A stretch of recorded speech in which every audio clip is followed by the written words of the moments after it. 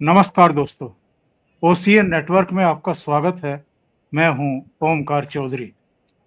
मेरे साथ जुड़ गए हैं, सभी का स्वागत कर लेते हैं। भाऊ तोरसेकर जी, भाऊ बहुत नमस्कार। स्वागत है। और एकलव्य सिंह, एकलव्य आपका बहुत स्वागत है, नमस्कार। धीरेन्द्र पुंडीर जी और अभिषेक तिवारी जी, सभी से आप परिचित हैं बहुत अच्छे तरीके से, और मुझे पता है कि आप भाऊ का ही इंतजार कर रहे हैं। बहुत सारे मैसेज मेरे दोपहर के चैनल वीडियो पर भी, इस वीडियो पर भी बहुत बड़ी संख्या में मैसेज आए हैं कि भाऊ ने जो कहा था वही तो हो गया है बिहार में। और ये पहली बार एक्चुअल में नहीं है। इससे पहले छत्तीसगढ़ भी कई राज्यों में जब भाव ने प्रोडिक्ट की थी तो वो लगभग उसी के आसपास नतीजे थे।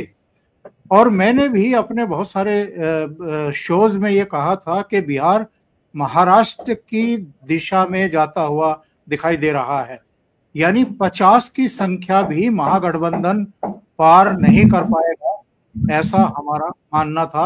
और वही हुआ, अक्षरशः वही हुआ। तो सीधे भाऊ के पास ही ना चलते हैं, भाऊ से जानते हैं इस नतीजे पर उनकी राय।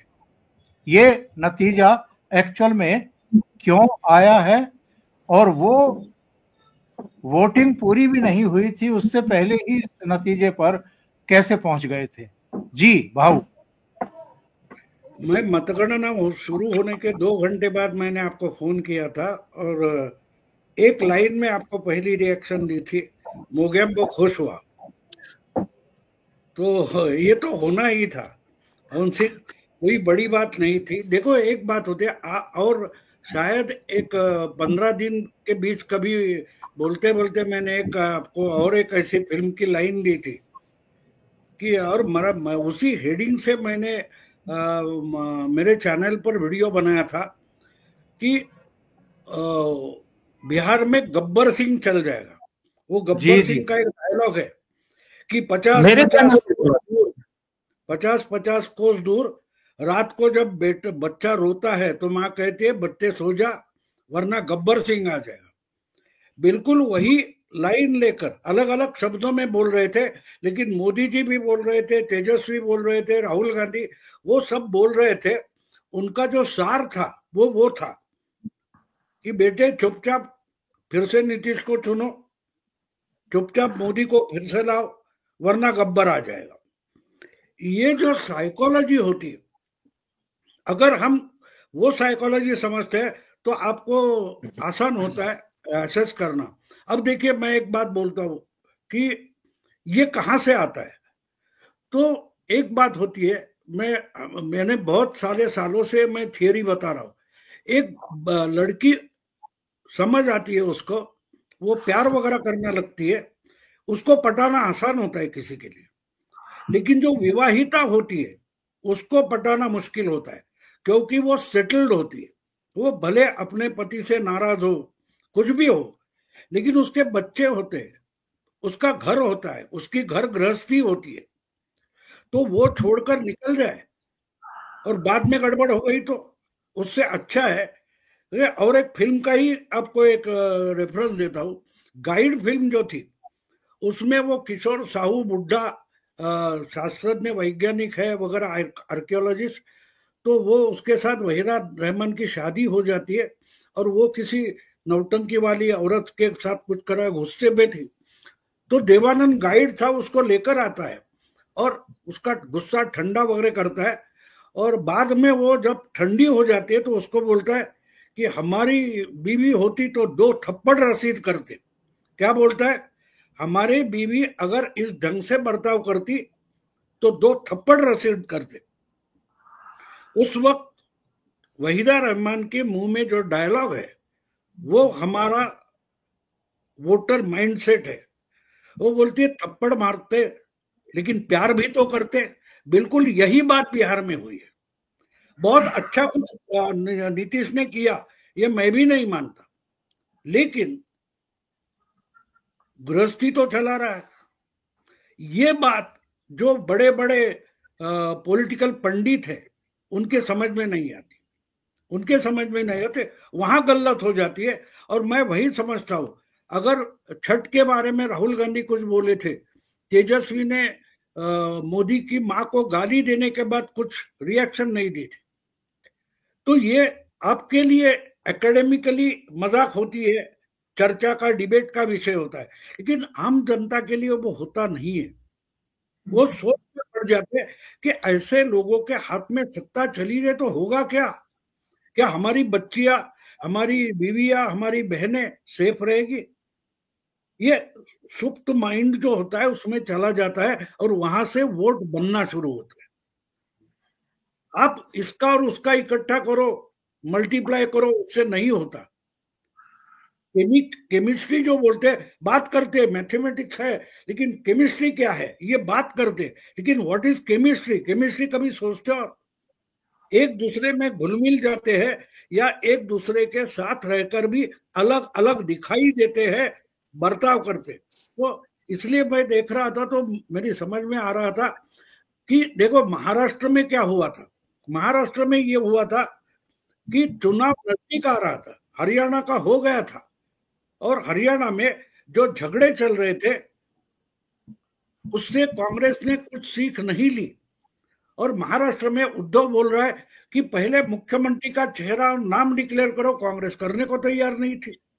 उसमें दिन निकल गए, टाइम टेबल डिक्लेयर हो गया, और एक समय तो ऐसा आ गया कि उद्धव कहीं कैंपेन करने गए थे और उनको पता नहीं था ये सीट उनके बाले में आने वाली है या कांग्रेस को जाने वाली है।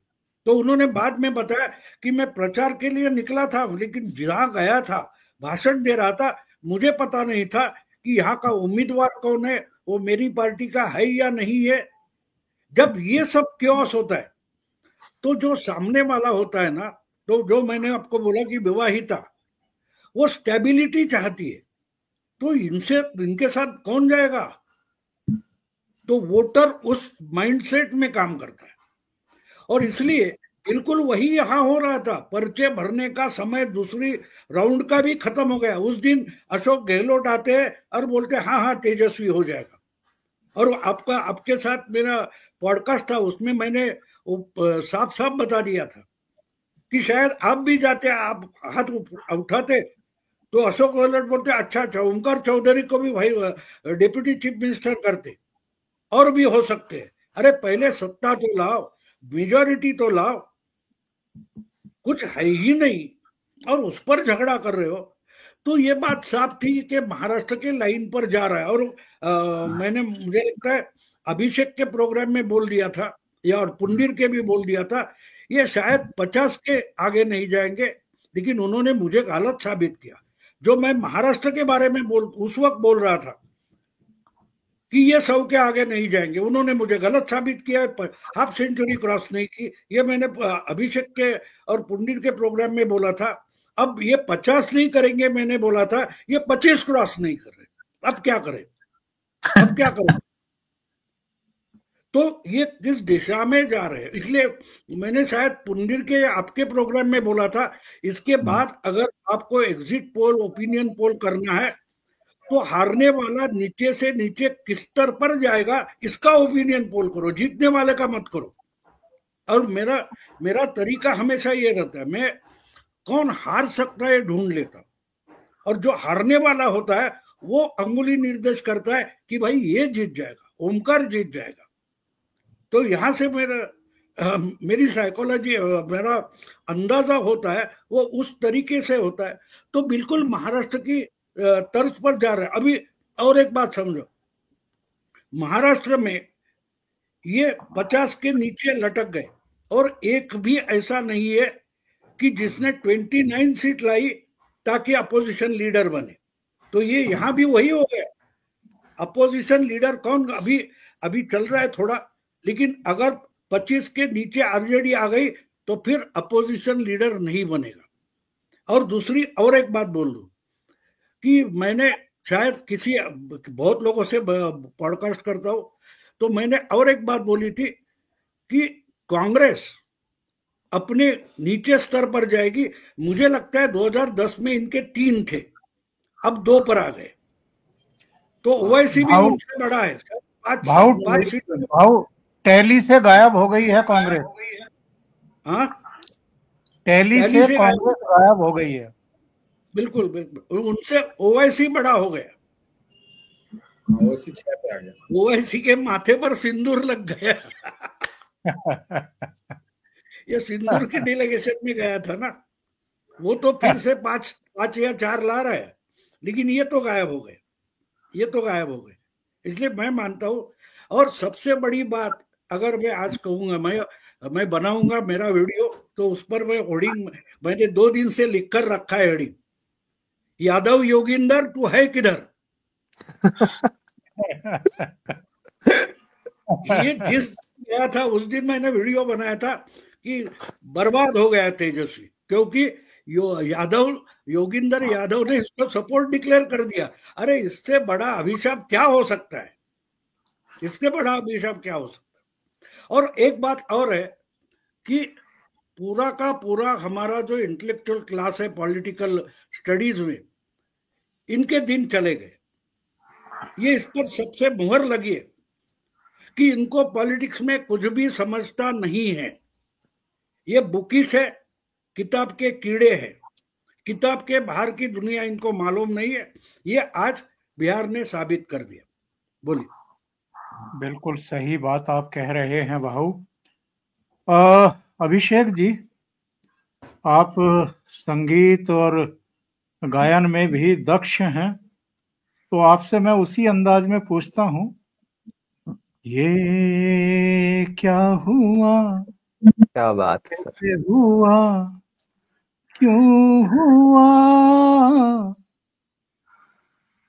ये तो एक दूसरे को माला पहना रहे थे तेजस्वी और मुकेश सहनी।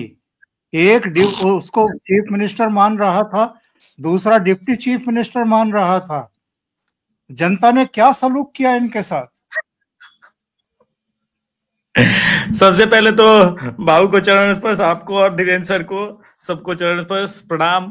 अरे एक मिनट मैं थोड़ा डिस्टर्ब करता हूँ। हाँ कर दीजिए गुरुजी। ये जो बोले थे ना, आज उनका शपथ विधि होगा कि कसम खा के शपथ लेके बोलता हूँ कि इसके आगे कभी भविष्य नहीं करूंगा, ये शपथ लेगा। कौन? अपना तेजस्वी। जब भाऊ के साथ 2 महीने पहले बात हो रही थी तो हम लोग 160 के आंकड़े पर चल रहे थे, फिर धीरेन्द्र सर आए, फिर हम लोगों ने पूरा बिहार कवर किया। एक चीज जो मैं सर आपके चैनल पर पिछले ओमकार सर 1.5 महीने से बोल रहा हूं, हमको एंटी इनकम्बेंसी नहीं दिखा। मतलब ग्राउंड पर अच्छा महिलाओं का परसेंटेज ये था, जिस महिला के आगे माइक दे दो कहती थी नीतीश को वोट कर रहे हैं, और हम 100 में 10 महिलाओं से बात कर पा रहे थे, क्योंकि बिहार की महिला वैसी वोकल नहीं है, दिल्ली वाली तो है नहीं, घर के अंदर तो घुस नहीं सकते माइक लेकर के।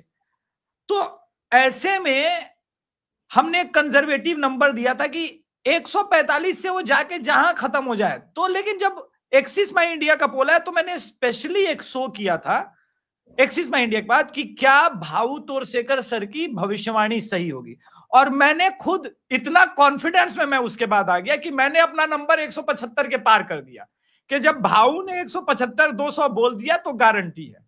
क्यों गारंटी है? लोग कहेंगे कि मुझे अपने गुरुजी Bhau Torsekar sir, Omkar sir, Dhirendra sir पे इतना क्यों विश्वास है, मैं खुद ग्राउंड पर जा रहा हूं तो क्या इनके चश्मे से देख रहा हूं। ऐसा नहीं है सर कि मैंने आपके चश्मे पहने थे या भाऊ सर का चश्मा पहना था, नहीं। लेकिन मैं जो पूछ रहा था उन सवालों को, तो उसमें भाऊ का परसेप्शन डाल रहा था गब्बर सिंह इफेक्ट है कि नहीं। तो एक क्वेश्चन में डाल देता था कि आपको क्या लगता है कि ये सरकार किसकी बनने चाहिए, तो वो लोग कहते थे रील तो देख ही लिया होगा, महिलाएं कहती थी। उसमें रील में क्या था, एक लाइन में एक्सप्लेन करता हूं इस रिजल्ट को। रील में था, आवे द भैया के सत्ता रे, उठा ले वो कट्टा से घरा से रे, कि भैया का सत्ता आने के बाद कट्टा सटा के घर से उठा लेंगे। आपको क्या लगा, आप बिहार की महिलाओं के लिए इस प्रकार के शब्दों का प्रयोग करेंगे और आपको ईवीएम में बटन दिखेगा? वो गब्बर सिंह इफेक्ट जिसकी बात कर रहे थे भाऊ सर, तो मैं ये करके देख रहा था। तब मैंने कंजर्वेटिव नंबर निकाल के बोला ये है, उसके ऊपर जितना चला जाए मुझे कोई फर्क नहीं पड़ता। और बड़ी खुशी की बात है कि बिहार ने, मैं बार बार कहता हूं, कि एक बात समझ लीजिए, मोदी जी एकमात्र ऐसे नेता हैं बिहार में जिनको गुजरात के बाद सबसे ज्यादा प्रेम मिलता है। लकीर है मोदी जी की, उस लकीर को आज बिहार ने और बड़ा किया। अब यूपी के लिए बहुत बड़ा चैलेंज है, बंगाल के लिए भी बड़ा चैलेंज होगा कि ये लोग क्या बिहारियों के स्टैंडर्ड को, जिन बिहारियों के लिए क्या क्या शब्दों का भी प्रयोग होता रहता है, मैं वहां नहीं जाऊंगा, लेकिन विश्वास दिलाया बिहारियों ने कि नहीं, मेरे प्रधानमंत्री अगर बोल रहे हैं हमको विश्वास है। ये बड़ी बात है सर। 11 साल भी आदरणीय प्रधानमंत्री नरेंद्र मोदी जी पे जिस प्रकार से महिलाओं का विश्वास है, मैं बार बार आपके शो पे कहता था, अनोखा कॉकटेल बनता है, राम जिन वोडका मिला के लोग पीते हैं ना, वो कॉकटेल होता है ना। जब मोदी जी और नीतीश कुमार जुड़ते हैं, इनका एक अलग में एम फैक्टर चलता है, वो मुस्लिम फैक्टर नहीं, महिला फैक्टर है इनका अलग में।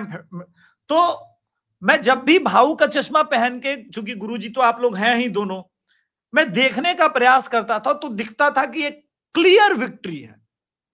जब एग्जिट पोल आया और आपने मुझे एक्सिस माय इंडिया के एग्जिट पोल के बाद बुलाया, तो मैंने तब भी यह बात कही थी कि आप मुझे यह बताइए कि वो बिहार को लेके सही कब हुए। कभी भी बिहार को प्रेडिक्ट नहीं कर पाए। बिहार को प्रेडिक्ट आप ऐसे नहीं कर सकते।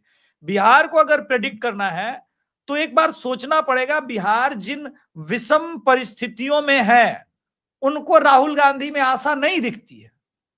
वो वोट चोरी की बात करते हैं। मोदी जी आके कह रहे हैं फैक्ट्री लगनी शुरू हो गई ना, अब देखो बिहार कैसे फैक्ट्रियों का हब बनेगा। तो एक तो ये बात है। तो मुझे कभी डाउट भी नहीं था कि ये रिजल्ट नहीं आएगा, लेकिन हां, 2010 वाला रिजल्ट सिर्फ और सिर्फ भाऊ ही प्रेडिक्ट कर रहे थे, ये एक अलग बात है। और ये क्यों कर रहे थे कि महाराष्ट्र रिपीट हो रही है, तो हम ये कह रहे थे कि क्लियर कट एक एडवांटेज दिखता है। 38% वोट। एक मिनट में थोड़ा डेयर करता हूँ, क्योंकि वो बाद में मैं डिटेल बोलूंगा। मैं बोल रहा था, इसका कारण ये था कि हरियाणा के बाद महाराष्ट्र में जो रिजल्ट आए, इसके लिए आरएसएस ने जो प्रयास किए थे, वो जो टीम में कुछ लोग मेरे परिचित है, वो महाराष्ट्र में शपथ विधि के पहले निकल गए थे। और आपको याद होगा कि मैं दिल्ली के बारे में और बिहार के बारे में बोल रहा था, तो 6 महीने से अगर आरएसएस काम कर रही है, वो प्रेस कॉन्फ्रेंस लेकर कुछ बताती नहीं आरएसएस, लेकिन वो काम करते हैं। और मैंने, आपको याद होगा कि आरएसएस का प्लान जो है वो बीजेपी के लिए नहीं है, एनडीए को 243 सीटें जिताना, ये प्लान है। ये मैंने आपको बोला था, याद होगा? बिल्कुल बिल्कुल गुरुजी, बिल्कुल याद है मुझे, आपकी 100% बात याद है। और मैं देख रहा था कि किस प्रकार से वोटिंग फर्स्ट फेज के बाद और अग्रेसिव आरएसएस के लोग और बीजेपी के लोग, एक तो ऋतुराज सिन्हा जी को साधुवाद, जिन्होंने शाहाबाद और बिहार, शाहाबाद में और स्पेशली मगध रीजन में जिस प्रकार से टिकट डिस्ट्रीब्यूट करा है, और जो भी मतलब लगा कि जीत में ये हो सकता है दिक्कत, तो उनको बिठाया गया, उनसे बात की गई, स्वयं अमित शाह जी ने बात की, एकदम माइन्यूट माइक्रो लेवल पर मैनेज किया जा रहा था हर एक वोट। और मैंने ये देखा कि ये लगातार एक बात जो चीज सामने आई कि किस प्रकार से अमित शाह जी बिहार में बसे रहे। मतलब उस आदमी ने अपना सब कुछ इस बिहार चुनाव में झोंक दिया था, और बीजेपी के लिए नहीं, एनडीए के लिए। आप देखिए, एनडीए का हर एक पॉलिटिकल पार्टनर आज खुश है, क्योंकि उसको लगा कि एक्सपेक्टेशन से ज्यादा अच्छा रिजल्ट आया। वो सब बढ़े हैं, सिर्फ बीजेपी नहीं बढ़ी, जेडीयू स्वयं 84 पे, तीसरे नंबर की पार्टी जेडीयू को उठा के यहां पर ले गया। ग्रेट है। मैं तो प्रसन्न हूं, बहुत बहुत आनंदित हूं। अब मिठाई उठाई खाने की जहां तक बात है, वो तो चलेगा ही, जलेबी खाएंगे। हाँ, अमेरिका वाली जलेबी मिस करूंगा, फैक्ट्री वाली जलेबी।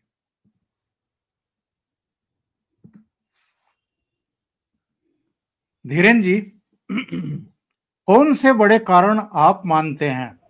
आपने भाऊ को सुना, अभिषेक जी को सुना, हम लोग सुबह से डिस्कशन भी कर रहे हैं, लेकिन बड़े फैक्टर कौन से हैं कि बिहार के मतदाताओं ने फिर से मोदी और नीतीश के नेतृत्व पर भरोसा किया और तेजस्वी और राहुल गांधी को पूरी तरीके से सिरे से खारिज कर दिया, सिरे से खारिज कर दिया।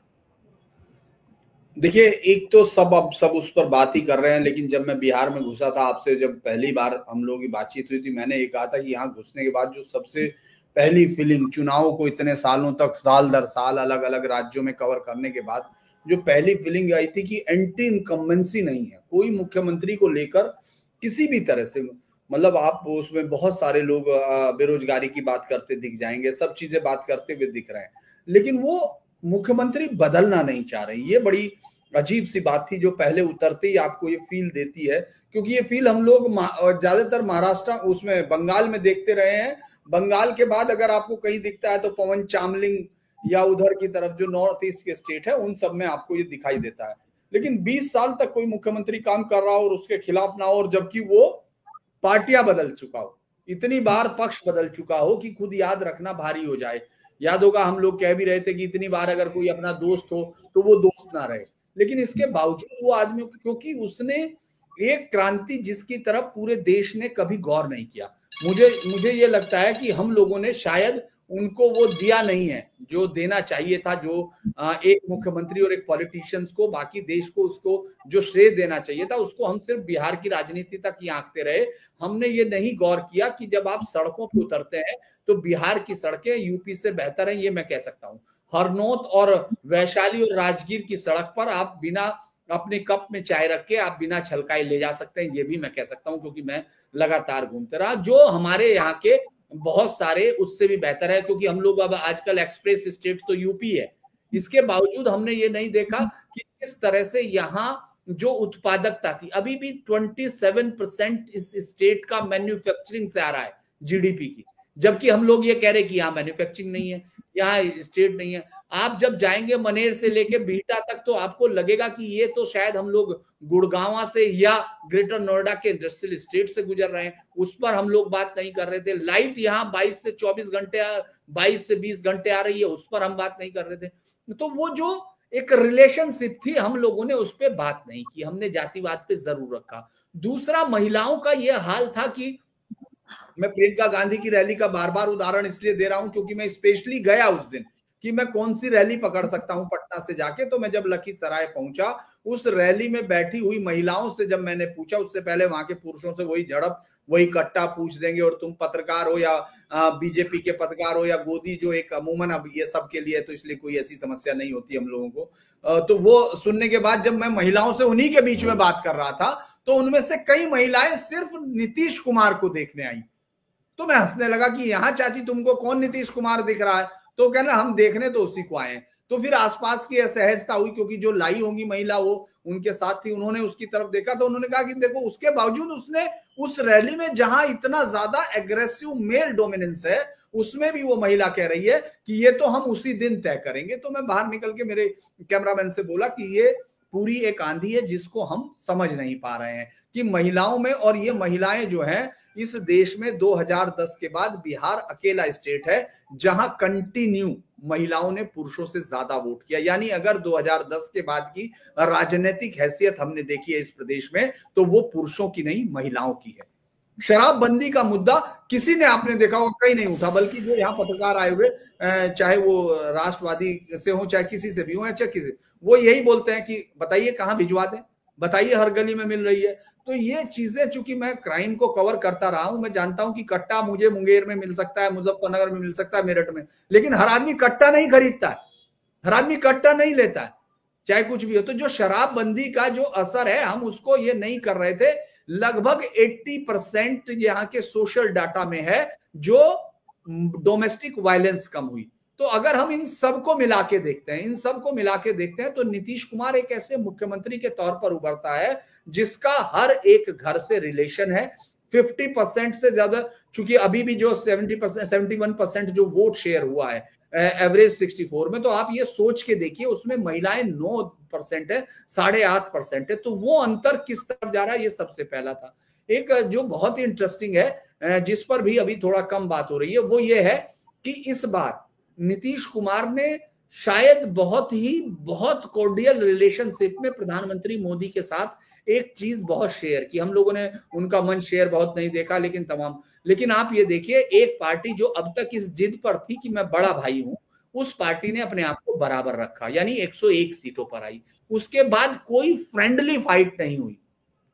आप ये सोचिए कि वो तेजस्वी के घर जाते हैं, जिस तेजस्वी की वजह से वो पिछली बार तीसरी पार्टी पे जाते हैं। तो जो तेजस्वी नहीं सर, चिराग पासवान के। और आप ये देखिए, हम जैसे जो मतलब उनके साथ भी वो आप देखिए उनकी रैली और फंडिंग।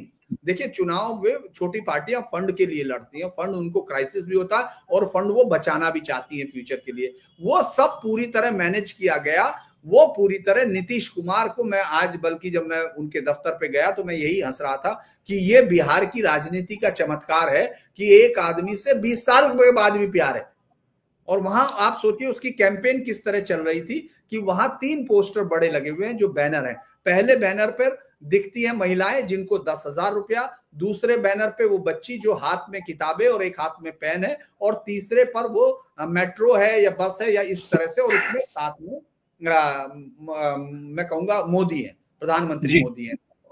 तो ये बहुत अलग कैरेक्टर के नीतीश कुमार है। और मुझे लगता है कि एडेप्टेबिलिटी जो किसी भी पॉलिटिशियंस का सबसे बेहतर कैरेक्टर होती है पॉलिटिक्स में स्थायी रहने के लिए, वो उनके अंदर है। ये एक बड़ा चेंज है, मुझे ऐसा लगता है। अभी एक दर्शक बार बार छपरा के बारे में पूछ रहे थे, उनको मैं बता दूं, छपरा में बीजेपी की छोटी कुमारी 5,000 की लीड लेकर के आगे है और राष्ट्रीय जनता दल के शत्रुघ्न यादव ट्रेल कर रहे हैं, यानी पीछे हैं।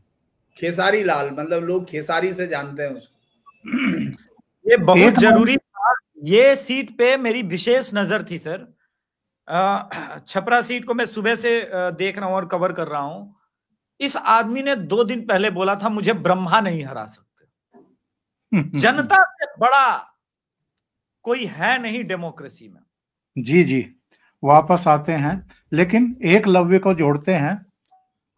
एकलव्य जी, ये बताइए, राहुल गांधी ने क्या ठान लिया है? कुछ समझ में आ रहा है आपकी? क्योंकि जो इस देश के बड़े राज्य हैं, तमिलनाडु ले लीजिए, पश्चिम बंगाल ले लीजिए, उत्तर प्रदेश ले लीजिए, बिहार ले लीजिए, मतलब हर जगह से तो लगभग कांग्रेस का सफाया हो ही चुका है। और एक बात ये कही जा रही है कि राहुल गांधी, और बाहू ने भी एक दो शो में कहा, मेरे साथ भी कहा, कि अब ऐसा लगता है कि राहुल गांधी ने ये मन बना लिया है कि जो इनकी कीमत पर, यानी कांग्रेस की कीमत पर आगे बढ़े हैं राज्यों में, उनको खत्म करना है। यानी जहां जहां पैर पड़े संतन के, तहां तहां बंटाधार, अपने सहयोगियों को भी लेकर के डूब रहे हैं। आपका आकलन क्या है? नहीं, ये बिल्कुल सही है सर, क्योंकि देखिए सबसे पहले तो आप सभी को चरण स्पर्श करके प्रणाम, आपके दर्शकों को भी प्रणाम। देखिए सर, मुझे ऐसा कहीं ना कहीं लगता है कि जो थोड़े बहुत ये टीवी न्यूज चैनल के डिबेट्स पे जाता हूँ, तो ये जो कांग्रेसियों से जो मुलाकात होती रहती है, कभी इनके प्रवक्ताओं से, इनके नेताओं से, तो जब उनसे बात होती है तो ये डिबेट पे तो खैर अलग टाइप की चर्चा होती है, लेकिन डिबेट के पहले और बाद में जब उनके साथ कॉफी वगैरह पे बैठते हैं तो मतलब उनसे पूछ लेते हैं प्यार से कि भाई मतलब क्या वाकई राहुल जी इतने बेवकूफ हैं जितने कि वो दिखाई देते हैं, या इसके पीछे कुछ अलग रणनीति है? कहीं अगल बगल से इधर से कोई कुछ और दिमाग में घुसा देता है, इधर से कुछ और घुसा देता है, तो होता क्या है? तो सिर्फ अल्टीमेटली बात निकल के यही आती है कि 2014 के बाद से बेसिकली जिस तरह से रीजनल पार्टीज ग्रो करी हैं, और सर्कमस्टेंशियली भी आप देखेंगे कि जो अब राहुल गांधी जी का पिछले समय से कुछ रवैया रहा है, जैसे मतलब आप भले ही अरविंद केजरीवाल को ले लें, पहले तो उनके सपोर्ट में थे। आपने ये भी नोटिस किया होगा सर कि 2024 में इनफैक्ट उनको जिस बैनर के अंडर एक तरह से सो कॉल्ड सफलता मिली कि बीजेपी 300-240 पे आ गई and Congress doubled itself from 50 to 99, वो इंडिया ब्लॉक में थी। लेकिन इस पूरे बिहार के चुनाव में कहीं इंडिया ब्लॉक, इंडिया अलायंस का नाम ही सुनने को नहीं मिला। यहाँ पे ये मतलब महागठबंधन हो गया था अचानक से, और इनका जो पूरा इकोसिस्टम जो इतना इंडिया अलायंस की बात करता था, वो न्यूज वगैरह पे भी उसकी बातें नहीं हो रही थी। बाकी सर एक बात है कि मतलब एक common sensical point of view से, क्योंकि जो ऐसा डिटेल्ड विश्लेषण होता है वो तो आपके जैसे वरिष्ठ लोग और मतलब भाऊ हमें बता ही देते हैं, लेकिन एक common sensical point of view से जो मतलब साफ दिखाई देता है, मुझे लगता है कि कहीं ना कहीं सर ये जो चुनाव था, अगर जिसको ज्यादा नॉलेज नहीं हो कि भाई मतलब ग्रास रूट पे क्या चलता है, धरातल पे क्या चलता है, लेकिन किसी ने बेसिक्स देखे हो, तो एक चीज थी सर कि यहाँ पे लड़ाई बेसिकली दो टीम्स के बीच में थी। और अब आप देखिए सर कि एक टीम में कौन था, मतलब जो पिछले 20, 25, 30 साल की हमने राजनीति देखी है उसके सबसे सफल प्रधानमंत्री, 12 साल मुख्यमंत्री रहे, आज 11 साल से देश के प्रधानमंत्री बने हुए हैं।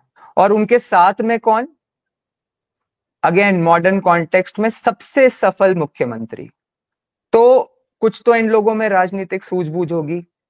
और सर ये दोनों का ऐसा व्यक्तित्व कि कोई उनकी किसी चीज पे कोई भी प्रश्न उठा ले, लेकिन कम से कम उन दोनों के बारे में 1 रुपए का भी भ्रष्टाचार की बात आज तक मतलब आरोप भी नहीं लगा।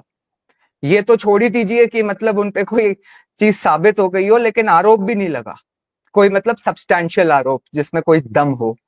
और दूसरी तरफ कौन है सर, चाहे आप परिवारवाद की बात कर लो तो उसके मतलब सबसे बड़े सिंबल हैं, चाहे आप मतलब आप फेलियर एज अ लीडर की बात कर लो तो उसके भी सबसे बड़े सिंबल हैं। मतलब आप देखिए कि एक ऐसे हैं जिनको मतलब 10 साल हो गए उनकी नेशनल लेवल पे सरकार गए हुए, लेकिन आज भी उन्हीं के अगेंस्ट एंटी इनकम्बेंसी चल रही है।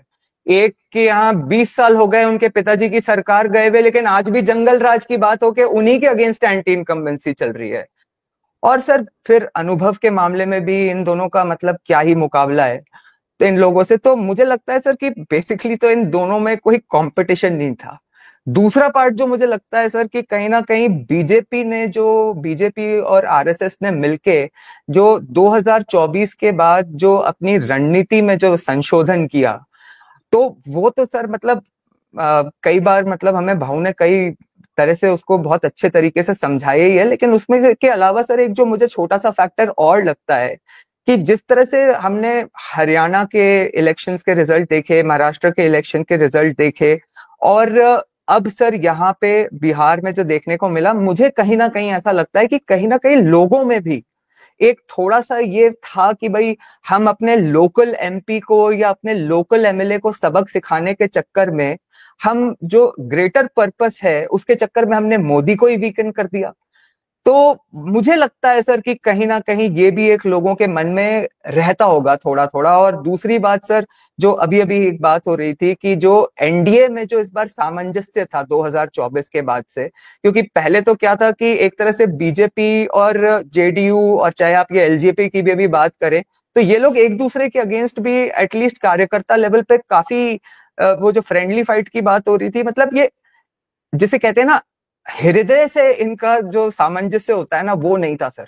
इस बार क्या है कि अनुभव ले लें, एक तो सर मतलब अब मोदी जी और नीतीश जी दोनों जिस लेवल पे पहुंच चुके हैं, तो चाहे उनकी परिपक्वता ले लें, चाहे आप ये समझ लें कि जिस तरह से वो राजनीति को समझते हैं, और अब जो सर मतलब एक दूसरे की नीड भी है, मतलब पॉलिटिकल सर्वाइवल के लिए कह लें या जिस पॉइंट ऑफ व्यू से भी कह लें, तो आज ये तो उनमें जो इस बार सामंजस्य दिखा वो अलग ही लेवल पे था सर। मतलब कार्यकर्ता भी एक ही डायरेक्शन में लगे हुए थे। और अंत में सर एक जो छोटा सा पॉइंट मुझे लगता है, जो अभी तो ज्यादा इसके बारे में बात नहीं हो रही, लेकिन मुझे लगता है कि सर जिस तरह से आज के स्पेशली रिजल्ट जो हमें दिखाई दे रहे हैं, ये सर जो कांग्रेस और मतलब कांग्रेस के नेतृत्व में जो देश का जो संपूर्ण विपक्ष रहा है, उसने सर ये जो अपनी तुष्टीकरण की राजनीति से जिन आतंकवादियों को इस देश में पाल पोस के बड़ा करा, वोटिंग के एक दिन पहले जो दिल्ली का बॉम्ब ब्लास्ट हुआ ना, उसने कहीं ना कहीं सर मतलब मैं मानता हूं को हिंदुओं को एक साथ संगठित किया ही होगा। और मतलब ये जो हम यादव सीट्स में भी जिस तरह का ब्रेकडाउन और अक्रॉस द लाइन देख रहे हैं, मुझे लगता है सर वो भी एक फैक्टर रहा होगा।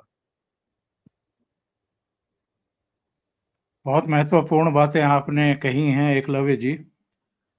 भाऊ के पास चलते हैं। भाऊ, आरएसएस की भूमिका हम देख रहे हैं, हरियाणा, महाराष्ट्र, दिल्ली, बिहार, हर जगह। क्या एसआईआर जो हुआ है बिहार चुनाव से पहले, इसकी भी एक भूमिका रही है? और जो लीडरशिप की प्रामाणिकता है वो तो है ही, जो अभी लास्ट में एकलव्य ने कहा कि भाई एक तरफ नरेंद्र मोदी, अमित शाह, नीतीश कुमार जैसी प्रामाणिक लीडरशिप है और दूसरी तरफ ये नौसिखिए कह लीजिए, पैराशूटर कह लीजिए, या वंशवाद के और भ्रष्टाचार की चाशनी में लिपटे हुए अहंकार से के मद में चूर इनको देख लीजिए। अब मतदाताओं ने क्या तय कर लिया है भाऊ कि बहुत हो गया, बहुत सुन ली इनकी बयानबाजी, अब हमें प्रदेश के हित में और देश के हित में ही फैसले करने हैं। बिल्कुल, देखिए क्या होता है, हम एनालिसिस आजकल क्या, मैं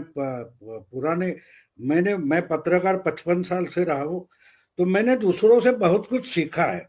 मैं एक निवेदन कर दूं दर्शकों से, देखिए आप लोग करीब 10,000 के आसपास लाइव देख रहे हैं और जो लाइक का बटन है वो करीब 4,000 ने दबाया है। आप लाइक के बटन को दबाइए, अपनी प्रतिक्रिया भी व्यक्त करिए और इस वीडियो को शेयर भी करिए। जी भाऊ।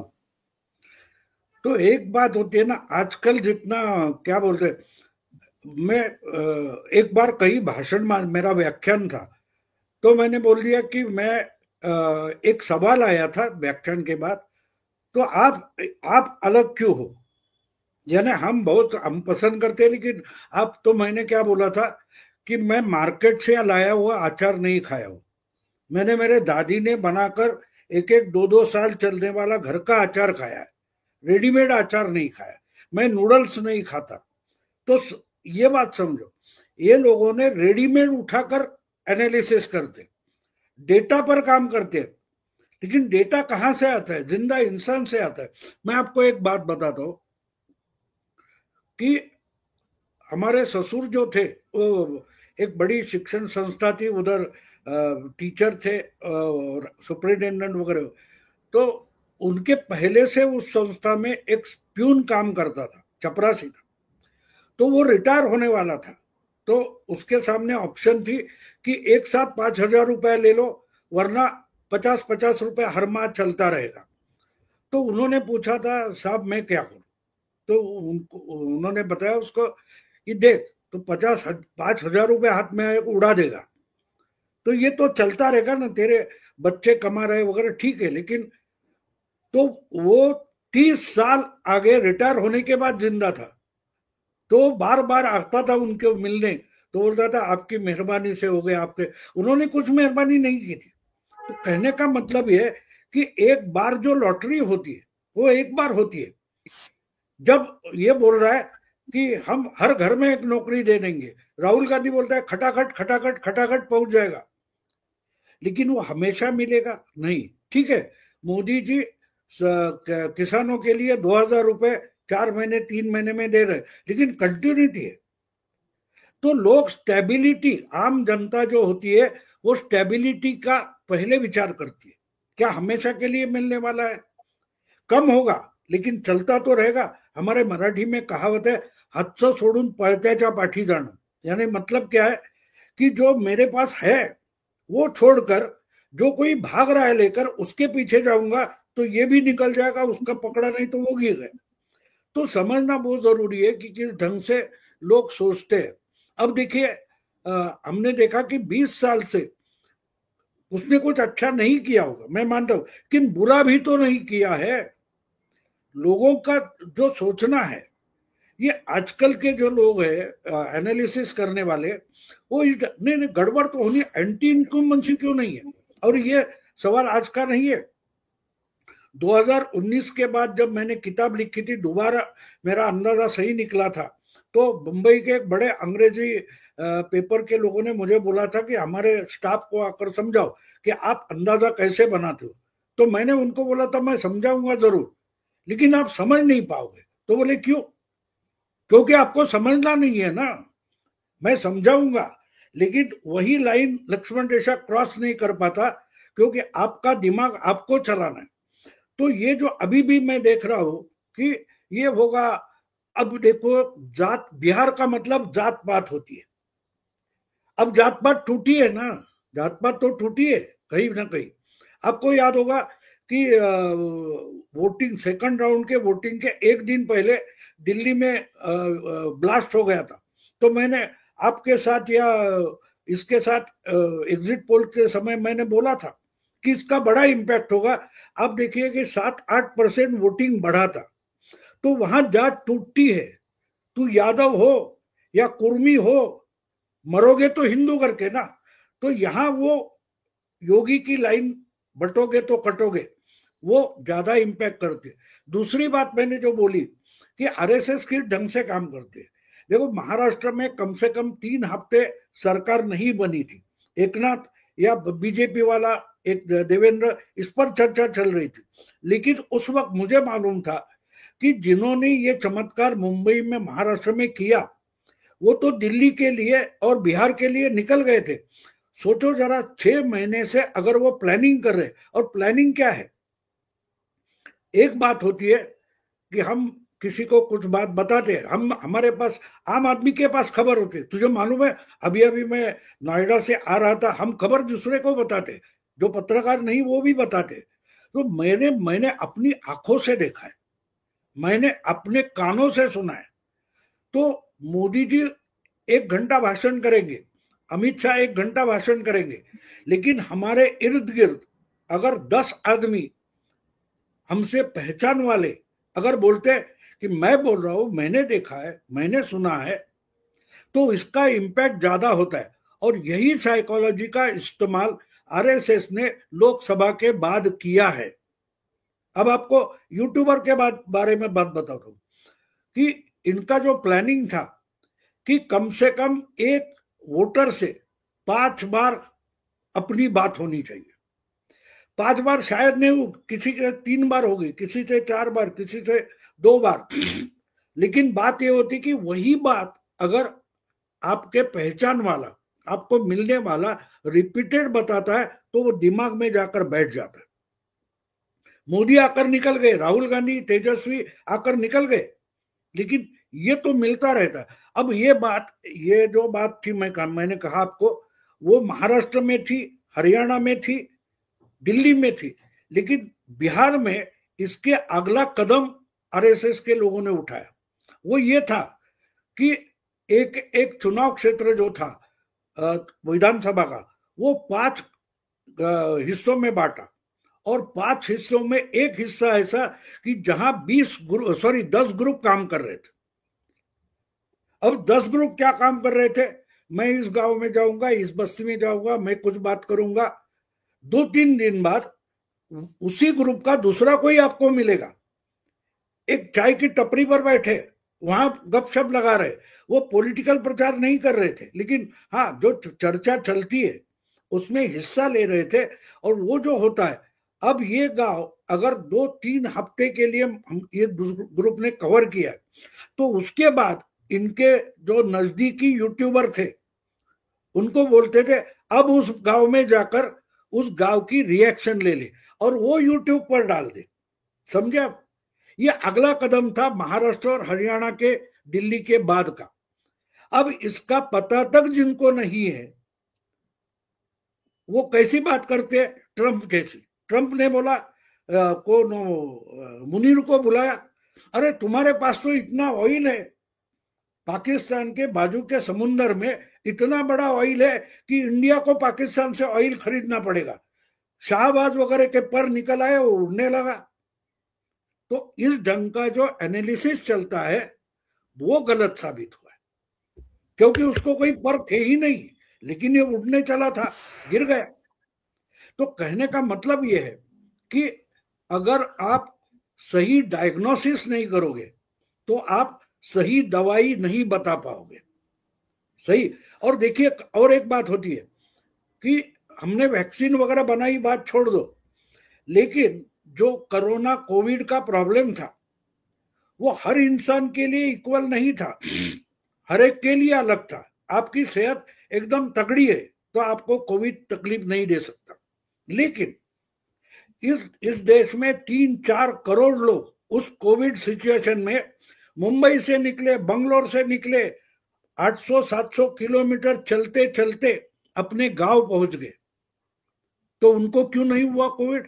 क्योंकि वो बिस्लेरी का पानी पीते नहीं, इतने तगड़े हैं कि उनकी ओरिजिनल जो रेजिस्टेंस पावर है वो तगड़ी थी। तो ये बरखा दत्त के दिमाग में नहीं आएगा। वो निकली, वॉशिंगटन पोस्ट ने क्या लिखा है, न्यूयॉर्क टाइम्स ने क्या लिखा है, उस पर का जो बासी पड़ा हुआ कचरा है वो उठाकर परोसेंगे। तो ये मैं हमेशा कूड़ेदान घूमते रहता, वो कहाँ प्लास्टिक मिलता है, कहाँ बोतल खाली मिलती है, उसको भंगार में बेचू तो 4 पैसे मिलेंगे। ये भाऊ का जर्नलिज्म। मुझे एक बार आईबी के एक बड़े अधिकारी है, परिचित है, उनसे बात हुई थी, तो वो हैरान हो गए थे 2017 के बाद। तो बोले आप, मतलब हमारे तो, मैं बोला मैं लोगों से बात कर रहा हूँ, तो बोले कि हमारे भी कांस्टेबल वगैरह लोगों से बात करते। बोले वो एक तो कांस्टेबल है और दूसरी बात है कि वो संगठन के प्रवक्ता से बात करते, मैं लोगों से बात करता हूँ, लोगों का सुनता हूँ, तो वहां एक बड़ा फर्क पड़ जाता है। तो आरएसएस जो काम कर रही थी इस 4-5 चुनाव में लोकसभा के बाद, इसका मीडिया को पता तक नहीं है। उनको इंटरेस्ट है संजय राउत क्या बोलता है, राहुल गांधी क्या बकवास करता है। इस चुनाव के जो नतीजे आ जाए उसके बाद मैं एक स्टेटमेंट करना चाहता हूं कि जिसको चुनाव जीतना है वो हाथ जोड़कर, हर पत्रकार मीडिया को हाथ जोड़कर रिक्वेस्ट करे कि भाई मेरे बारे में बुरा बोल तू, ताकि मैं जीत जाऊं। मीडिया जिसकी सबसे बड़ा प्रशांत किशोर आपके सामने एग्जाम्पल है। मैंने आपके और अभिषेक के प्रोग्राम में बोला था कि प्रशांत किशोर सिर्फ मीडिया में है, जमीन पर नहीं है।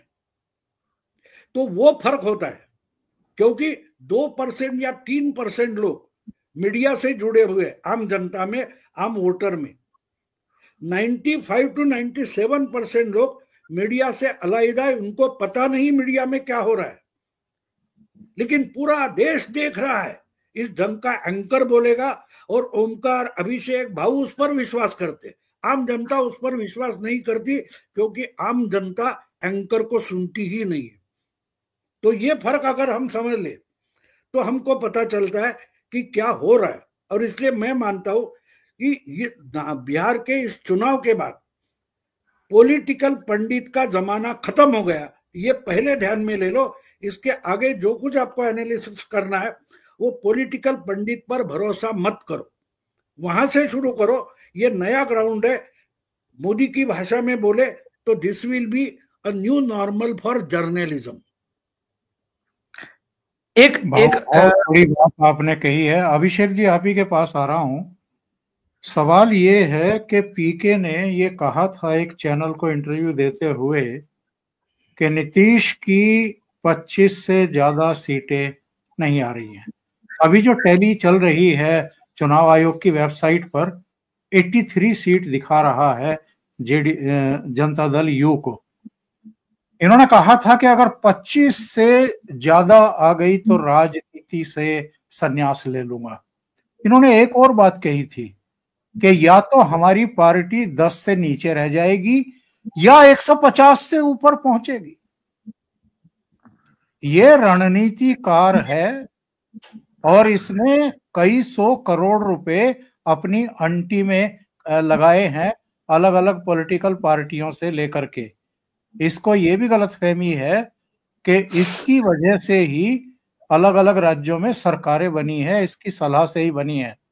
लेकिन जब खुद मैदान में उतर गया तो उसको एहसास हुआ कि एक्चुअल में सलाहकार बन करके और मोटा पैसा कमाना कितना आसान है और जमीन पर उतर करके खुद चुनाव लड़ना कितना मुश्किल काम है।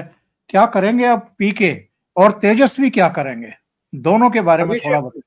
अभिषेक, 1 मिनट में थोड़ा बीच में 1-2 सेंटेंस बोल देता हूँ। तुम बिहार के हो, मैं नहीं हो, लेकिन ये बिहारी होकर बिहार की एक बड़ी बात भूल गए। चाणक्य बिहार का था, चंद्रगुप्त भी बिहार का था। चंद्रगुप्त बनने की कोशिश चाणक्य ने नहीं की थी। यही बात बिहारी होकर भी पीके भूल गए। अभी बोलो तुम। नहीं गुरुजी, वो तो पीके भूल गए, लेकिन एक बात जो मैं ओमकार सर के भी चैनल पर बोला हूं और धीरेन्द्र सर के, इस बार मैं ग्राउंड रिपोर्टिंग करते वक्त इतने राष्ट्रवादी यादवों से मिला हूं, वो कह रहे थे हम नीतीश के, हम तेजस्वी के गुलाम थोड़ी ना है, या तो, और इतना यदुमुल्ला हो रहा था गुरुजी। वो कह रहे थे कि जो भगवान राम को गाली देगा, जो भगवान कृष्ण को गाली देगा, हम उसको वोट नहीं करेंगे। दूसरा, तेजस्वी यादव के घर में मरियम जी का होना, तजिया निकलना, वो उनके लिए बहुत खतरनाक हुआ। आपने संजय राउत की बात की, मैं 4 महीने से चीख रहा हूं, बिहार में भी एक संजय है, संजय यादव। उसने बिहार के यादवों को तेजस्वी यादव से दूर किया है। ये बात मैं कह रहा था, लोग हंस रहे थे मेरी इस बात को। और एक बात जो एकलव्य जी ने बोली, बैंग ऑन, 122 में से 98 पर जो सेकंड फेज का इलेक्शन है, उसमें इस समय एनडीए आगे चल रही है। क्यों? क्योंकि जब डॉक्टर का चेहरा देखेंगे और सिर्फ वो डॉक्टर के चेहरे में दाढ़ी दिखेगा, और आप मुसलमान वोट के लिए अपना नाम मोहम्मद मुन्ना बोलने लगेंगे, तो रिजल्ट देखिए, रिजल्ट देखिए। माइक्रो मैनेजमेंट ये सब तो है। दूसरी बात, भाऊ ने मुझे 3-4 महीने पहले गुरुजी ने बोला कि अभिषेक थोड़ा आरएसएस का काम देख कैसे चल रहा है। मैं और धीरेन्द्र सर और संजय सर, मैं पोल खोल देता हूं सर। धीरेन्द्र सर, आपको याद है मैंने कहा कि मैं जा रहा हूं कुछ महिलाओं का बाइट लेने के लिए ग्राउंड पर, वो मेरा वेट कर रही हैं। हाँ याद है, उसमें जब मैं वहां था वैशाली में, आप वहां से निकल गए थे, मैं लालगंज में था जी, और संजय सर के साथ हम लोग लाई थे। तो वो महिलाओं में क्या हुआ था कि जो संघ के लोग थे वो काम करके चले गए थे। मेरे पास फीडबैक था कि भाई थोड़ा इस एरिया में जाकर के देख लो कैसी स्थिति है। उसमें से एक महिला ने मुझे बाइट देते वक्त कहा कि हम लोग नीतीश और मोदी के हनुमान हैं, हम आग लगा देंगे, लंका जला देंगे। तो लंका तो जला दी। मतलब जलाना क्या हुआ, अशोक वाटिका के तहत तितर बितर जिसको करना है वैसा कर दिया। अभी तो लोग सदमे में कुछ दिन तक असेस कर पाएंगे कि हम कहां हारे। 3 चीजें हैं आपकी हार के कारण। हिंदू द्रोह, यह हिंदुओं का विश्वास होना कि तुम मेरे विरोधी हो।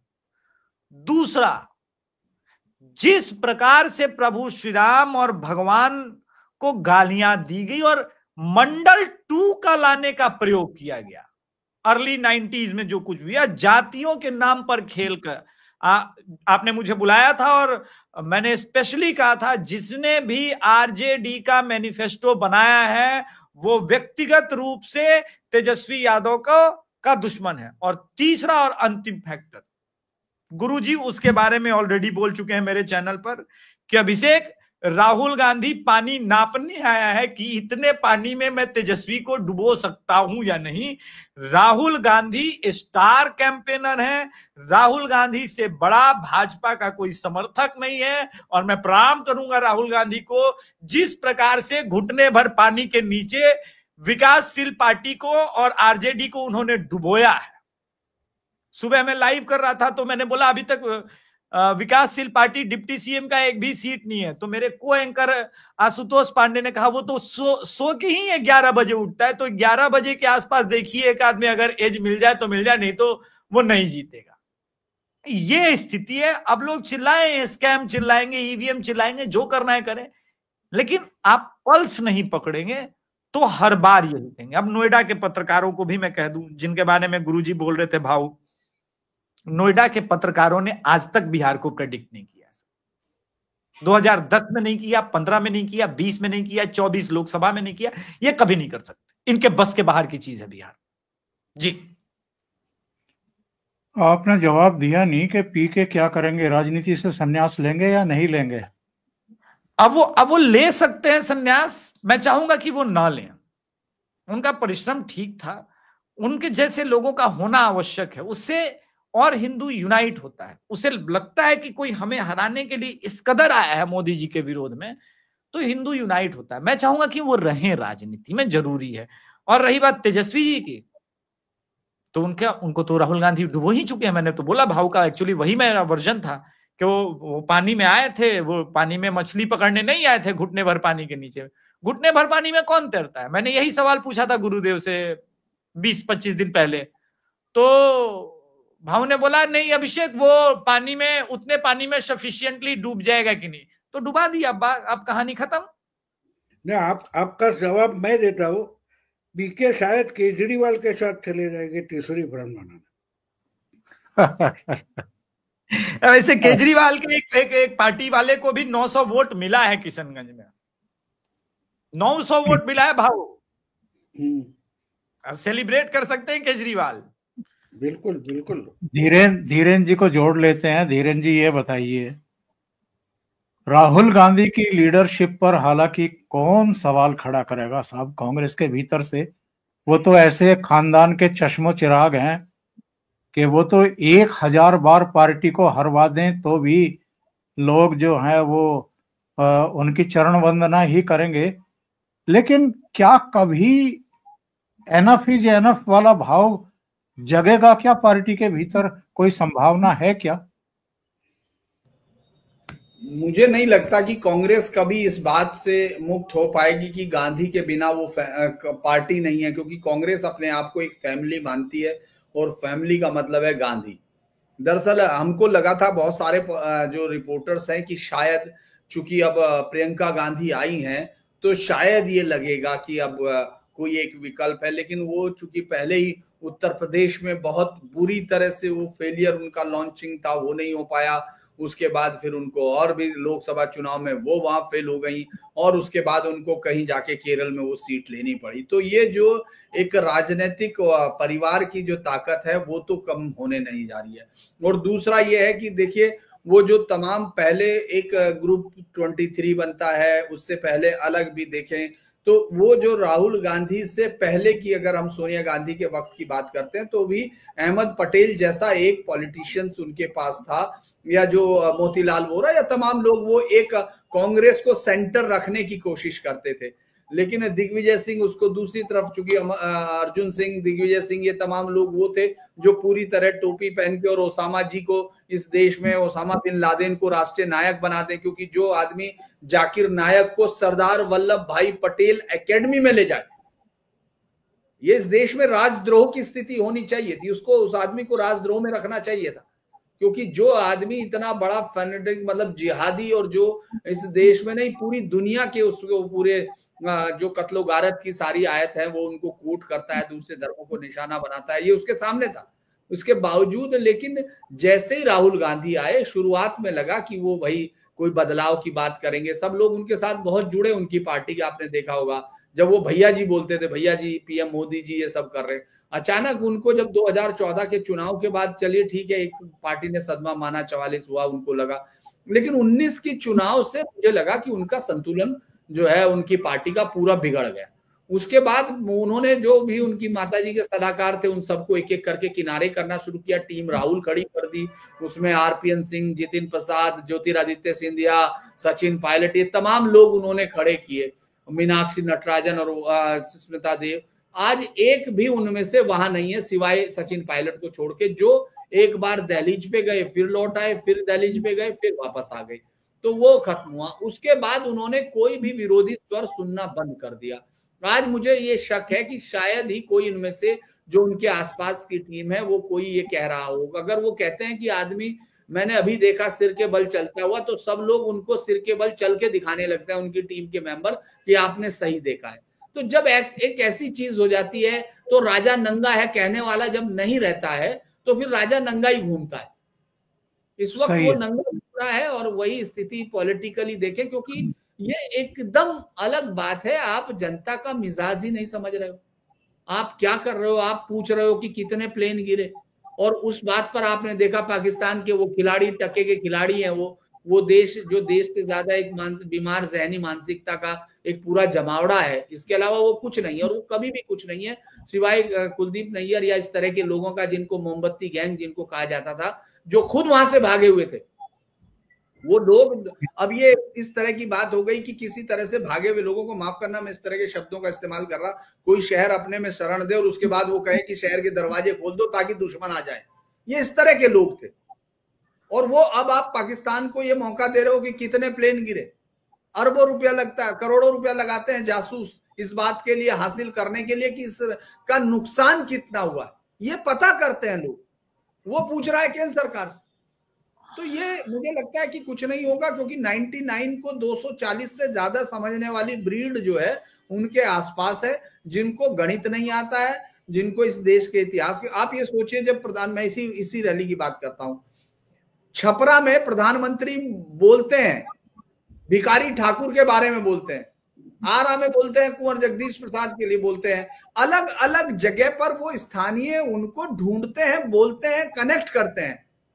वो शख्स अपना लिखा हुआ भाषण पढ़ते हैं और निकल जाते हैं। तो मुझे नहीं लगता कि कोई एक उनके पास कोई प्लान है या कांग्रेस पार्टी उससे अलग होगी, क्योंकि उनको मालूम है जैसे ही वो अलग होगी तब तमिल मनीला कांग्रेस और इस तरह की कई सारी चिदम्बरम कांग्रेस टाइप बहुत सारी बन जाएंगी, या ज्योतिरादित्य सिंधिया के पिता माधवराव सिंधिया ने बनाई थी वो विकास कांग्रेस, कुछ इस तरह की थी। तो इस तरह की बहुत सारी कांग्रेसी बन जाएंगी। लिहाजा कांग्रेसियों की मजबूरी है और उनकी कांग्रेस मजबूरी है, तुझे ठोकी मुझे और, ये वाली कहावत। एक छोटी सी टिप्पणी जरा एकलव्य से ले लेते हैं, उसके बाद मैं भाऊ के पास जाऊंगा कि बंगाल पर और उत्तर प्रदेश यानी अखिलेश यादव पर इसका क्या इम्पैक्ट होने वाला है। लेकिन उससे पहले एकलव्य को जोड़ लेते हैं। एकलव्य जी, हरियाणा, ये चिंता जाहिर की जा रही थी कि अगर कांग्रेस वहां आ गई तो ये दिल्ली में नरेंद्र मोदी का जीना हराम कर देंगे। पंजाब में आम आदमी पार्टी की सरकार है, हरियाणा में कांग्रेस की हो जाएगी, तो पंजाब से लाकर के रोज दिल्ली में मोर्चा लगवाएंगे और राष्ट्रीय अंतरराष्ट्रीय इकोसिस्टम बैंड बजा करके रखेगा, बदनाम करेगा सरकार को। हरियाणा के लोगों ने बहुत परिपक्वता का परिचय दिया, वो नौबत आने नहीं दी। महाराष्ट्र जो देश की आर्थिक राजधानी है, लोकसभा के चुनाव ने हम सबको डराया था, तो महाराष्ट्र ने परिपक्वता का परिचय दिया। दिल्ली ने केजरीवाल को उठा करके यमुना के उस पार फेंक दिया, और अब बिहार में हम देख रहे हैं कितनी परिपक्वता का परिचय दिया। इसके बावजूद के तेजस्वी यादव कह रहे थे हर घर को सरकारी नौकरी, और 14 जनवरी को हर महिला को 30-30 हजार रुपया। नतीजा क्या है? तेजस्वी यादव, तेज प्रताप दोनों हारने के कगार पर, उनकी पार्टी डूब गई, उनके सहयोगी डूब गए। और एकलव्य जुड़े उससे पहले मैं एक सूचना दे दूं, 5:30 बजे धीरेन्द्र पुंडीर जी के चैनल पर भाऊ जुड़ेंगे, आप वहां भी देख सकते हैं। और बहुत सारे लोगों ने तो लाइक का बटन दबा दिया है, जो बचे हैं वो भी दबा दें तो बहुत अच्छा रहेगा। और इस वीडियो को फॉरवर्ड जरूर करें। और 8:30 बजे ओसीएन नेटवर्क पर एक और समीक्षा करेंगे। उससे पहले 7:30 बजे, 7:15 बजे संजय दीक्षित के चैनल पर भी हम लोग जुटेंगे, वहां भी आप सुन पाएंगे। एकलव्य जी। देखिए सर, मुझे ऐसा लगता है कि सर अभिषेक जी कुछ बोल रहे हैं। जीत के सेलिब्रेशन के लिए कुछ लोग आ रहे हैं, तो सर इसके पहले मैं यहाँ हंगामा शुरू हो जाए तो मुझे थोड़ा सा, मतलब वो एडवांस में राम कृपाल जी के लोग आ रहे हैं। ठीक है, ठीक, थोड़ा निकलना होगा सर। ठीक, सॉरी सर, थोड़ा अभी निकल रहा हूँ। गुरु जी प्रणाम, भाऊ प्रणाम, एकलव्य जी प्रणाम आपको। प्रणाम सर, प्रणाम। तो मुझे कहीं ना कहीं ऐसा लगता है सर कि एक चीज जो है इन लोगों के बारे में, ये जो चाहे राहुल गांधी जी हों, चाहे तेजस्वी हों, और ऑनेस्टली मैं तो प्रशांत किशोर को भी उस कैटेगरी में डालता हूँ, कि इन लोगों के साथ सर समस्या क्या है कि ये जो एक आम आदमी जो है उसके स्वाभिमान और संस्कृति को नहीं समझ पाते। आप देखिए कि सर मतलब राहुल गांधी जी का तो खैर आपने देखा ही है, मतलब एक जिस तरह से ये लोग कॉमन लोगों के कॉमन सेंस को चैलेंज करते हैं ना सर, कि हिट एंड रन वाली जो इनकी स्ट्रेटेजी होती है, आपको ध्यान होगा जो आप अभी 2024 के चुनाव के जो रिजल्ट आए उसकी बात कर रहे थे, तो उसी शाम को जयराम रमेश जी ने एक प्रेस कॉन्फ्रेंस करी और उन्होंने बोला कि भाई अमित शाह ने 150 डीएम्स को फोन करके उनको इन्फ्लुएंस करने की कोशिश करी है। तो उनसे पूछा गया कि साहब ये कौन डीएम है, क्या है, तो उन्होंने कहा 1 हफ्ते के अंदर आपको पूरी लिस्ट दे दूंगा। अब मीडिया का भी सर समझ में नहीं आता कि उसको फॉलो अप क्यों नहीं करते या जो भी है, लेकिन सर आज बेसिकली 1.5 वर्ष हो गए, कहाँ है वो डीएम्स की लिस्ट।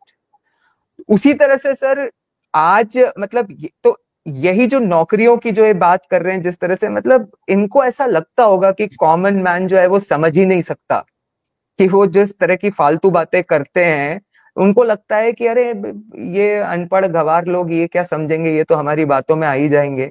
अब मतलब आप प्रशांत किशोर के सर अभी बात हो रही थी, आप प्रशांत किशोर का मैंने एक पॉडकास्ट देखा, काफी एक पॉपुलर वो समधीश का पॉडकास्ट है, तो उसमें उनसे एक प्रश्न किया गया कि, और वो बहुत पॉपुलर पॉडकास्ट है, बिहार में तो बहुत ही चला वो, क्योंकि उसने काफी बिहार के लीडर्स को कवर किए थे। तो उसने पूछा प्रशांत किशोर से कि भाई आपको बिहार के लोगों की सबसे बड़ी समस्या क्या लगती है। तो उसने कहा कि क्या है, बिहार के लोगों की सबसे बड़ी समस्या ये है कि इनके पास समय बहुत ज्यादा है और ये समय की बर्बादी बहुत करते हैं। तो उसने पूछा क्या, तो उन्होंने कहा कि अब देखिए ना, अब हम अपनी रैली वैली पे गए हुए थे, तो वहां पे शाम को टाइम था, तो घूमने जा रहे थे, तो वहां पे कुछ लोग बैठे हुए थे, तो हमने उनसे पूछा कि भाई यहाँ क्या मुद्दा है, क्या चल रहा है। तो वहां पे एक आदमी ने उनमें से बोला कि अरे भैया वो सब तो ठीक है, लेकिन ये बताइए कि ये ट्रम्प ऐसे क्यों बिहेव कर रहा है। और वो बेसिकली उनको मतलब उनका मजाक उड़ाने लगा, डिग्रेड करने लगा कि ये बताइए मतलब अपना फ्यूचर 2 रोटी इनके पास खाने के लिए है नहीं और ये ट्रम्प की बात कर रहे हैं। तो मतलब इन लोगों को ऐसा लगता है क्योंकि ये सो कॉल्ड पढ़े लिखे या बड़े बड़े संस्थानों से निकले हुए या बड़ी पार्टियों बड़ी लीडर के साथ काम किए हुए लोग हैं, तो जो वो ग्रास रूट का एक कॉमन व्यक्ति है उसको तो ये अधिकार ही नहीं है कि वो देश के बड़े मुद्दों के बारे में चिंतन करे या सोचे। तो ये, और मीडिया भी सर इसको जिस तरह से मतलब बड़ा इसकी एक तरह से हंसी उड़ा रही थी कि कितनी सही बात बोली है प्रशांत किशोर ने कि जिसके पास 2 रोटी खाने का समय नहीं है वो ट्रंप के बारे में बात कर रहा है। अरे क्यों नहीं करे, इस देश का जो आम व्यक्ति है ग्रास रूट पे, जो देश के बड़े मुद्दे चल रहे हैं, क्या उसको उस पर चिंतन करने का या एक सवाल पूछने का भी अधिकार नहीं है। तो मुझे लगता है सर एक तो ये वही स्वाभिमान वाला फैक्टर, और दूसरा सर इनके ये जो आसपास की जो कॉटरी है, जिसमें अभी सर ने बताया भी कि एक अहमद पटेल रह गए थे, बाकी अभी मतलब मैं समझता हूं कि अहमद पटेल के बाद ये थोड़े बहुत जो एक रह गए हैं हमारे राजस्थान के अशोक गहलोत जी हैं। आपने देखा होगा कि अशोक गहलोत मेरे ख्याल से बीच में डेस्परेशन ऑफ सिचुएशन को समझ गए थे, तो उनने वहां पे जाके तेजस्वी को एक तरह से मुख्यमंत्री का कैंडिडेट डिक्लेयर कर दिया था। लेकिन उसके बाद सर आप देखिए कि राहुल जी की क्या नाराजगी रही, मतलब इमेच्योरिटी की लिमिट देखिए कि वो 2 महीने तक उसके बाद बिहार ही नहीं गए कि भाई मेरी मन की बात नहीं होगी। क्योंकि सर आप देखिए कि अशोक गहलोत तो one part of the coterie है, ये जो इनकी अंग्रेजी वाली कॉटरी है, जो मतलब English speaking coterie with no grass root connect, जो इस इकोसिस्टम की भी भाऊ अभी फरमा रहे थे, वो लोग राहुल गांधी को एक अलग सजेशन देते हैं। वो कहते हैं कि अरे देखिए अशोक जी क्या गलत करके आ गए, आपने देखा था ना वो तेजस्वी जी के नाम पे थोड़ी अपना महागठबंधन चुनाव निकाल पाएगा। आप देखिए आपके नाम पे जब मतलब अखिलेश जी के साथ ये हुआ था तो नरेंद्र मोदी का ऑल्टरनेटिव आपको लोग देख रहे थे, लेकिन नीतीश कुमार को थोड़ी ना तेजस्वी का ऑल्टरनेट, मतलब तेजस्वी को नीतीश कुमार का थोड़ी ना ऑल्टरनेटिव देखेंगे, तो राहुल गांधी फिर मतलब उस तरह से सोचने लगते हैं। ये तो सर मतलब इन लोगों की ये चलती है। तो मतलब मेरे हिसाब से सर ले दे के मुद्दा ये है कि ग्रास रूट पे क्या है, और एक अपना मतलब ये तो खैर सर सब हम जानते ही हैं कि वहां पे जो दरबार में जाके बेसिकली दरबार की शान की बात करता है राजा, उसके साथ चल देता है बस।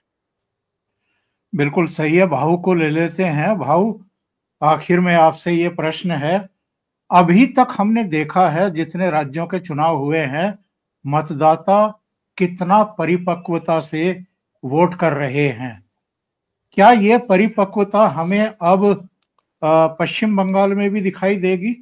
और उसके बाद 27 की चुनौती भी है जब उत्तर प्रदेश के चुनाव होने वाले होंगे। मैंने तो आपको याद होगा कि मैंने 1-1.5 महीने से मैं बोल रहा हूं कि जो कुछ बिहार में होगा उसका प्रभाव बंगाल पर होगा। और अब एसआईआर शुरू हो गया।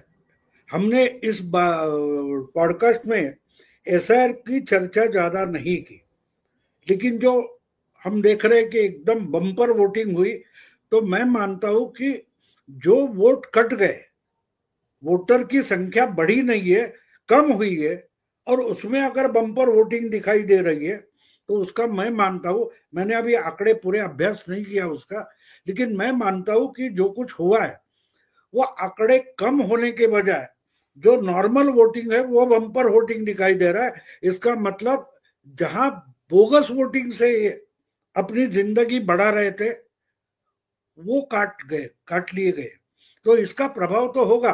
और ममता इसलिए पूरी जान और ताकत लगाकर बिहार बंगाल में एसआईआर रोकने की कोशिश कर रही है। और एक बात है कि बाकी सारे लोग बिहार में प्रचार के लिए आ गए, लेकिन ममता नहीं आई, क्योंकि ममता दिखाना चाहती है कि मैं इनसे अलग हूं। और दूसरी बात, एकलव्य ने सही कही कि इनको एक एक, या पुंडीर ने भी कही कि इनकी जो टीम थी एक एक करके सब निकल गए, बचा एकमेव सचिन पायलट है। ये बोल गए आप, लेकिन जो बोले वो सोचे नहीं कि जो हवाई जहाज नहीं उड़ा सकता ऐसा ही पायलट बचा है, बाकी जो उड़ा सकते थे वो तो निकल गए। तो अब ये कहां से उड़ेंगे ये सोचो। क्योंकि एक बात होती है, देखो अपनी ताकत पर झूठा भरोसा नहीं होना चाहिए। एक कहानी सुनाता हूँ और उसमें आपको समझ जाएगा, मुझे कहानियां सुनाने की बुरी आदत है। तो एक गांव में अंधेरी रात थी, अमावस्या थी, और अचानक गांव का जो कोई पटवारी या कोई क्या बोलते हैं उसको, पाटिल हमारे यहाँ बोलते हैं, मुखिया था, उसकी बुढ़ी माँ एकदम बीमार हो गई। अब उसको डॉक्टर के पास ले जाना था, लेकिन डॉक्टर के पास जाना है तो गांव से बाहर जाना, इसका मतलब नदी पार करनी पड़ती थी। तो बोलते जा जल्दी से, और जो केवड़िया बोलते हैं ना उसको बुलाओ, देके जाना है। तो वो तो नहीं मिल रहा था, अब क्या करे? तो मुखिया बोला, अरे कौन सी बड़ी बात है, एक केवड़िया का क्या करेगा, हमारे पास तो 50 तगड़े मर्द हैं, बंदे हैं, उनको बिठाएंगे, एक थक जाएगा दूसरा काठी चलाएगा। और वो बैठ जाते हैं बुढ़िया को लेकर, और पूरी रात में घुमाते रहते, एक दो बैठे वो थक गए, दूसरे दो बैठ गए, ऐसे होते होते सुबह निकल आती है, लेकिन सामने वाला किनारा आता नहीं है। अरे क्या हो गया, इतना 4-6 घंटे हो गए। तो नौका पीछे से बंधी हुई थी, वो छोड़ी नहीं थी।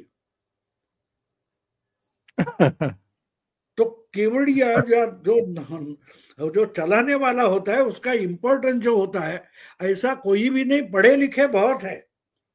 अरे ये तो नेवी में था, नेवी का कैप्टन था, नेवी का कैप्टन छोटी नौका नहीं चला सकता, ये बात समझ लो। तो राहुल गांधी की गफलत कहाँ हो गई? मुझे 67 में जब 9 राज्यों में ये सरकारें गई थी, बदली थी कांग्रेस की, तो उस वक्त का एक किस्सा याद आता है, पंजाब का शायद किस्सा था वो, कि पंजाब में एक बिल्कुल देहाती किसान था, वो मिनिस्टर बन गया, और वो किसी मीटिंग के लिए मुख्यमंत्री के पास घर में गए थे बंगले पर, तो उधर उनको फ्रीज का पानी निकालकर पीने को दिया। तो उसने अपने पीए को पूछा, अरे इतना मैं मिनिस्टर हूं, यहाँ जो ठंडा पानी मिलता है तो हमारे घर में ऐसी कबाट, ऐसी अलमारी क्यों नहीं है? तो पीए बोला, आपके घर में है, लेकिन आपने उसमें जूते रखे। तो राहुल गांधी का जो पार्टी चलाने का तरीका है वो बिल्कुल ऐसा है, साधन सब है, लेकिन जो ढंग से पॉलिटिक्स चलानी पड़ती है, बस वो छोड़कर सब कुछ करेंगे, तो इससे और कुछ नहीं होगा। हाँ, उसके लिए अगर वहां से निकलना है तो और एक तरीका है, मैं बताऊंगा कभी। अभी समय, ये पोस्टमार्टम तो चालू रहेगा, एक हफ्ते कम से कम चालू रहेगा कि इतना बड़ा पराक्रम राहुल गांधी ने किया तो कैसे किया। इसकी आपके ही हिंदी भाषी पत्रकार है, बड़े ज्येष्ठ है, मैं उधर सत्या हिंदी में उनको देखता हूँ, सतीश सिंह, उनकी रिएक्शन मुझे बहुत इंटरेस्टिंग रहेगी कि राहुल गांधी ने कैसे पराक्रम किया है। कोलंबिया में जाकर बिहार कैसे जीतना है, इसकी नई थियरी शायद वो बता देंगे। तो ये चलता रहेगा, हम बोलते रहेंगे। मैं मानता हूं कि अभी आंकड़े आने दो, उसका अभ्यास करेंगे, क्योंकि इसका इम्पैक्ट सिर्फ यहाँ नहीं, 27 में वहां तो यूपी की बात ही छोड़ो, अब अगले कुछ दिन अखिलेश की नींद खराब हो गई, ये बात अब पक्की रखो। बिल्कुल सही है। और एक बात और ध्यान में रखो कि अखिलेश से यादव टूटा ऐसा मैं मानता नहीं, ओवैसी के अच्छे नंबर आए हैं, इसका मतलब एमवाई में सेंध लगी है। तो ये सब अभ्यास करना पड़ेगा। अभी अभी ऊपरी बातें हम देख रहे हैं, थोड़ा स्टडी करना पड़ेगा। जी भाऊ, कुछ प्रश्न हैं वो लेंगे, लेकिन उससे पहले एक दर्शक ने बार बार पूछा है मैथिली ठाकुर के बारे में, मैं उनको बता दूं, वो 12,000 मतों से अभी लीड कर रही हैं। उनका रिजल्ट अभी थोड़ी बहुत देर में आने वाला है।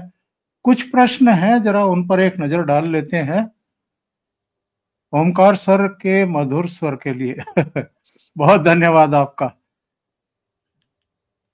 और एक सवाल है, भाऊ को नमन। भाऊ, आपने कभी बॉलीवुड में स्क्रिप्ट राइटर बनने के बारे में सोचा है क्या? वो सलीम जावेद उनके लिए रखा है, मेरे लिए नहीं। नहीं, आगे मैं मजाक नहीं कर रहा हूँ। राजदीप सरदेसाई वगैरह कर सकते हैं, बहुत सारे एंकर है, वो अच्छे स्क्रिप्ट राइटर हो सकते हैं, क्योंकि उनको लगता है कि हम किरदार लिखेंगे उसी तरीके से नेता आचरण करेंगे। मैं ऐसा नहीं मानता, मैं हर नेता को एक स्वतंत्र व्यक्तिमत्व मानता हूं, इसलिए मैं स्क्रिप्ट राइटर नहीं हो सकता। शायद इसीलिए मेरे अंदाज सही होते, जो किरदार है उसका एनालिसिस करता हूं, ना कि मुझे चाहिए वैसा किरदार पैदा करो और देखो ये कठपुतली जैसा काम कर रहा है, ऐसे एनालिसिस मैं नहीं मानता। सही है। दीपक शर्मा, आपका धन्यवाद। Thanks all of you for your efforts. Bharat जीत गया। और KS का सर का इफेक्ट कितना था, SIR का इफेक्ट कितना, इम्पोर्टेंट पॉइंट बिहार इलेक्शन में? धीरेन्द्र जी, आप इसका जवाब देना चाहेंगे? देखिए, इसका इम्पैक्ट बहुत बड़ा है, और इसको अभी हम लोगों को इसलिए एनालाइज करना है क्योंकि आप ये मान के चलिए 69 लोग कम हुए, तो ये वो लोग थे जिनमें से ज्यादातर का इस्तेमाल वो पार्टियां करती रही जो अपने बूथ पर निर्द्वंद होती थी, यानी जिनकी लाठी मजबूत होगी। तो यहाँ आप बिहार में सोच सकते हैं किन पर, ये हमेशा होता है, कोई नई चीज नहीं थी, लेकिन ये बहुत बढ़िया प्रूनिंग हुई तो वो नीचे आया। प्लस जो ओरिजिनल जो नए नाम जुड़े हैं उन सब में तो वो युवा जुड़े थे बहुत ज्यादा, तो उन सब ने मिलके ये जो मैसेज दिया है ये उन्होंने वो किया ही नहीं था। दरअसल सबसे पहले विपक्ष इसलिए कंफ्यूज हो गया था क्योंकि SIR पर जब सुप्रीम कोर्ट ने उनकी नहीं सुनी तो वो उनकी बड़ी ताकत, और वो इस बात को भूल गए कि जो नए लोग जुड़ रहे हैं ये भी तुम्हारे कोई आइडिया के नहीं। तो ये मिला के मुझे लगता है कि बहुत बड़ा इंपैक्ट आएगा। अभी पूरा एनालाइज होगा जिस तरह से, और काफी बड़ी जीत दिख रही है। मैं देख रहा हूँ जो सीटें उन्होंने अभी 17 जीती है वो बड़ी जीत रहे हैं। जी, कुमार सुनीत ने लिखा है, भाव का प्रेडिक्शन एकदम सटीक रहा, 160 प्लस आगे जितना जाए। जी, उस पर तो हम लोगों ने शुरू में ही चर्चा कर ली है। अब हमको निकलना पड़ेगा, वो प्रेडिक्शन का इतना ही ध्यान में रखो, उससे जी धीरेन्द्र जी आप जा सकते हैं। भाऊ को अभी अगले 3 मिनट में हम लीव। ठीक है, मैं भाऊ का इंतजार कर रहा हूँ, भाऊ के पास वो है। ठीक है, धन्यवाद। जी जी,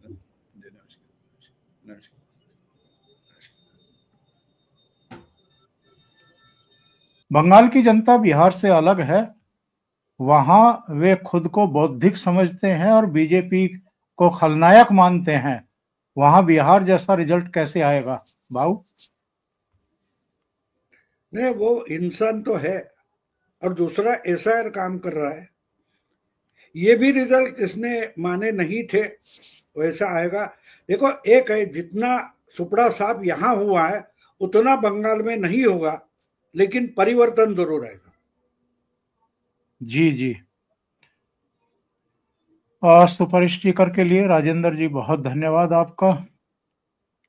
और रविंद्र जी का है, हम राहुल गांधी के बहुत आभारी हैं कि वे एनडीए को जीतने में सहयोग करते हैं या किया है। हमारी शुभकामनाएं उन तक पहुंचाइएगा। जी, आपकी शुभकामनाएं जरूर पहुंच गई हैं उन तक। और एक रवि S2 कोई में क्या लिखा है? कह रहे हैं कि गाइस मैं अपना 1 लाख वाला चैनल जो है वो मोनेटाइज्ड यूट्यूब चैनल सेल कर रहा हूँ 6,800 रुपए में। किसी को सर देखिए दुकान बना रहे हैं आपकी। तो आप सबको धन्यवाद जुड़ने के लिए, टिप्पणियां करने के लिए।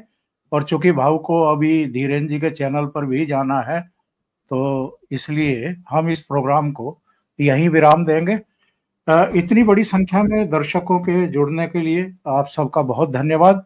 भाऊ आपका भी धन्यवाद, एकलव्य आपका भी धन्यवाद सर। और आप सबको नेहरू जी की जन्मदिन की बहुत बहुत शुभकामनाएं भी सर आज के पावन उपलक्ष्य पर। ये दुख हुआ कि सोनिया गांधी अकेले ही उनको श्रद्धांजलि दे रही थी और राहुल गांधी और प्रियंका और उनके बच्चे जो हैं प्रियंका के, वो दिखाई नहीं दिए आज। उनके लिए शायद विदेश यात्रा बहुत महत्वपूर्ण थी, नेहरू उतने महत्वपूर्ण नहीं थे। बहुत बहुत धन्यवाद। Thank you so much. Thank you.